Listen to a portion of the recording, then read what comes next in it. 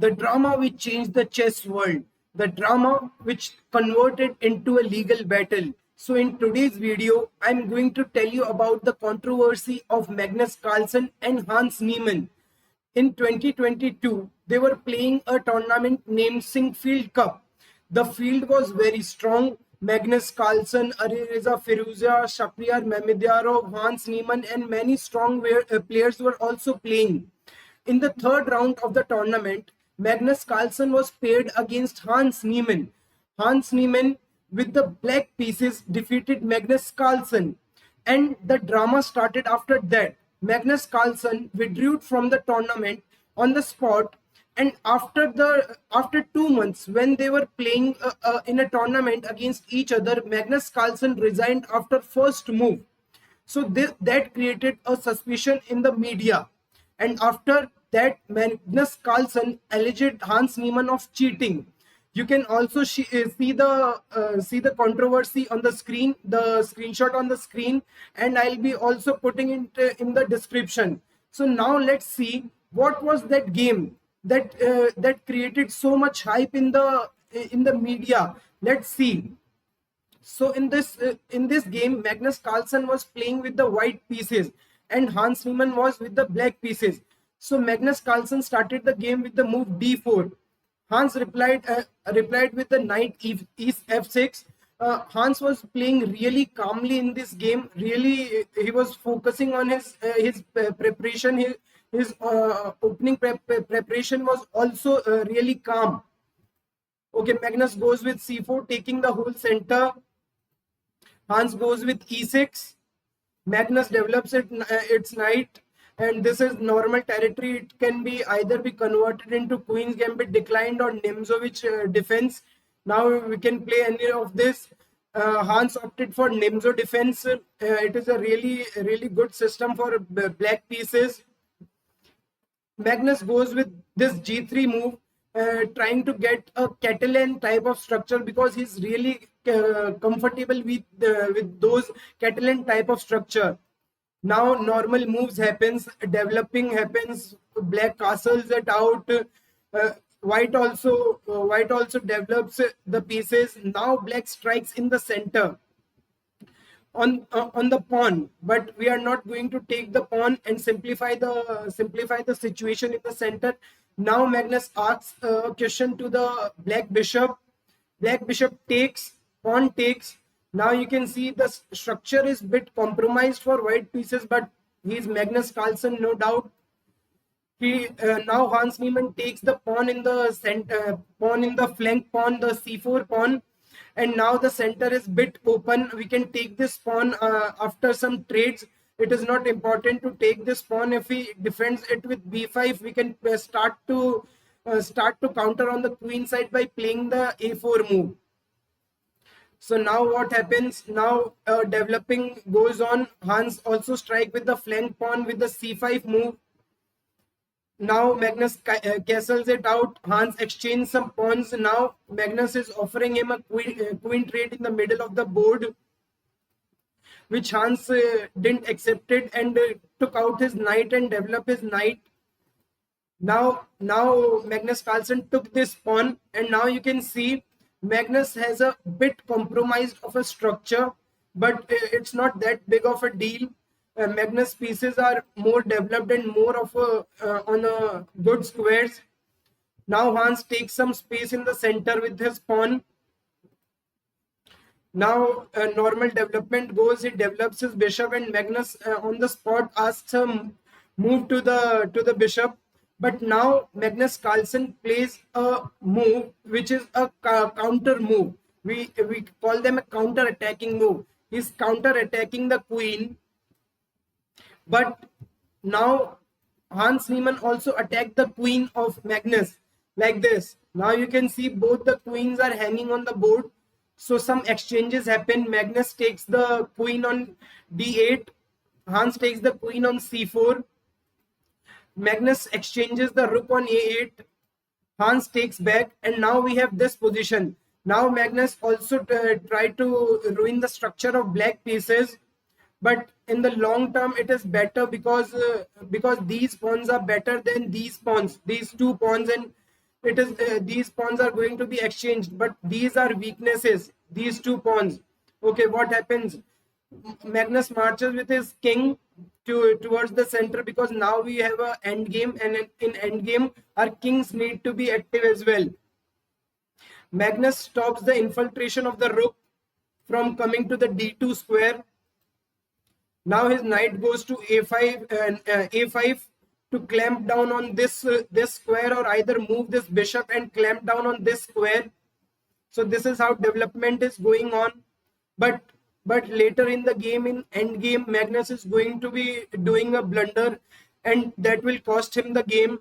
Now Hans didn't exchange the rooks because it might get into a drawer pattern. Might the game gets draw if the rooks are exchanged, the major pieces are exchanged. The knight goes back, attacks the bishop. The bishop moves. Now you can see the pawn is hanging on the c3 square. He pushes the pawn, but it is attacked 3 times. Like you can see, it is attacked 3 times.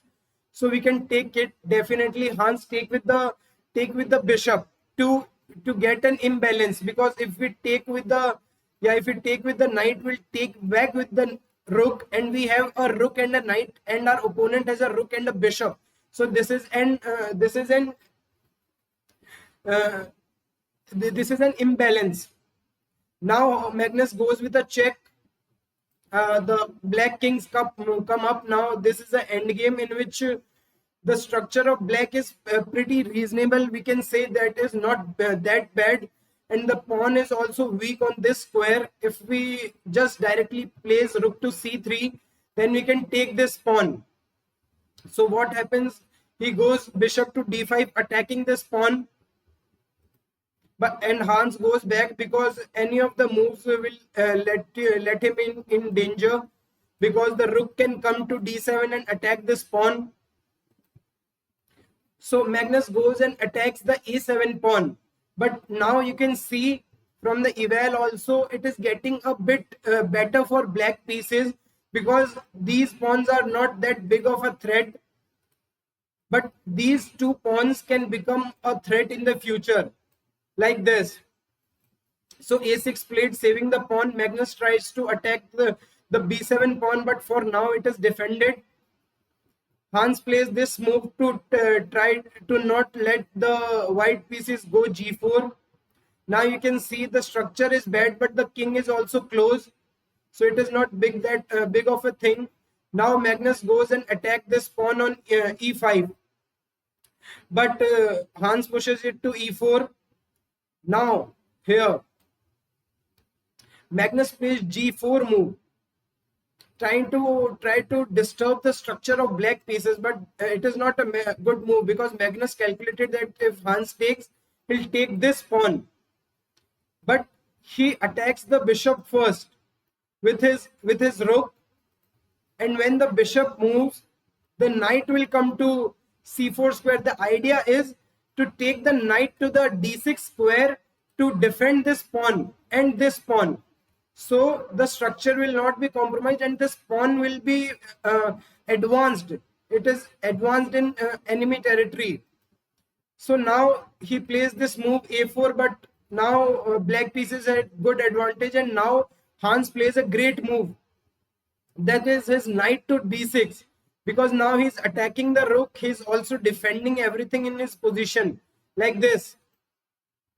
And Hans now goes to this square to attack the pawn that is already defended.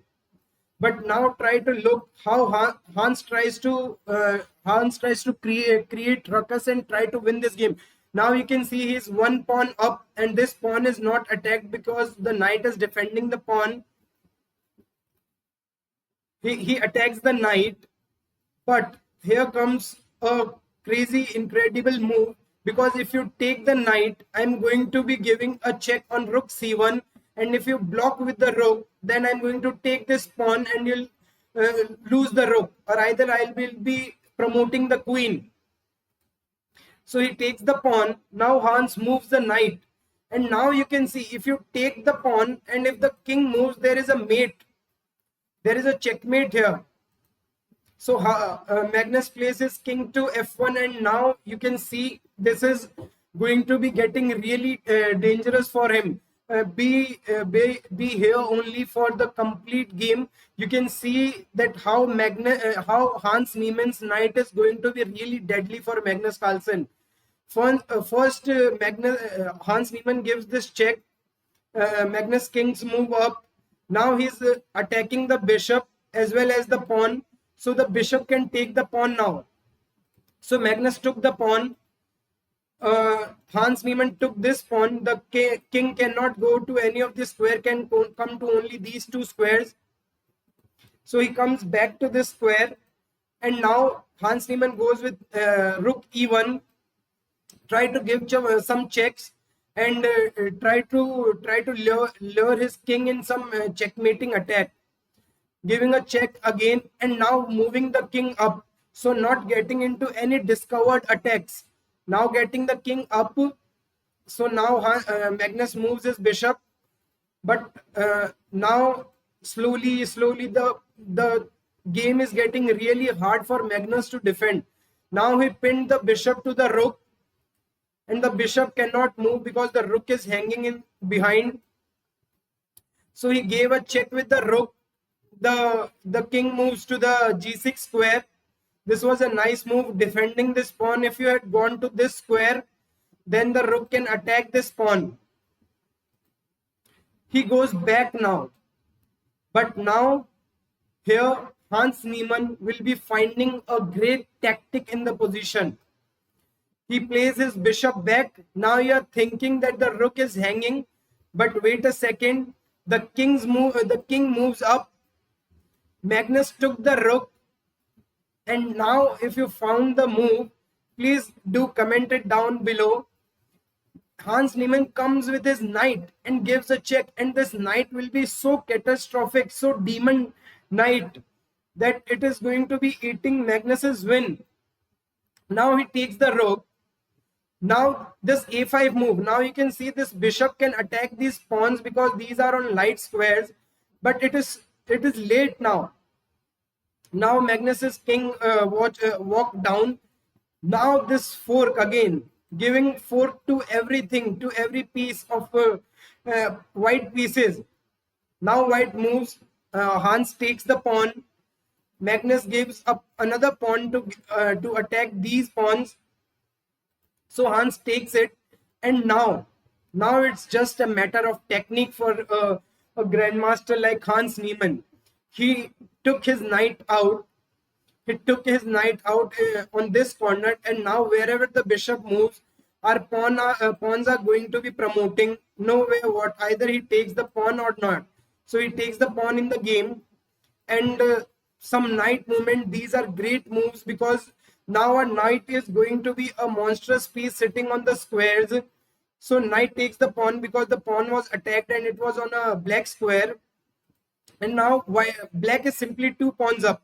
So he's going to be just converting this simply. And Hans played e5, and Magnus Carlsen resigned on the spot. And this controversy was so great that it made chess so famous. As a chess fan, we loved this controversy, and we love to have these types of things in the chess, like chess niche. So yeah, that was it for the game. And Hans Niemann also defeated Mamedyarov and Wesley So in the tournament. That's why the cheating allegations got so strong against him. But I personally don't think that he cheated in the game. If you think so, please do comment down in the comment section, and please recommend me what topic do you want your videos on. Thank you so much.